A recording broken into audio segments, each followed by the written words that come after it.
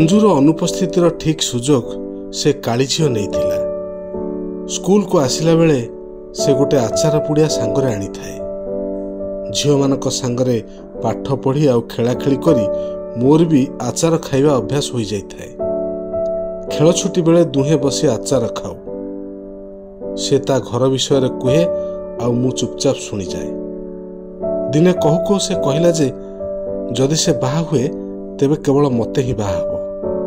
मु सिहरी उठिली। कहली ना ना मु तते बाहा परिबिनी। काहेकि से मते पचारला। अंजु मते कहिछि बाहा हबो बोली। मु कहली काई अंजुर कौन एमिति अधिकार अछि कि? से पचारला।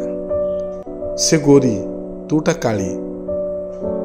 मु कहली तूटा बड़ बोका रे।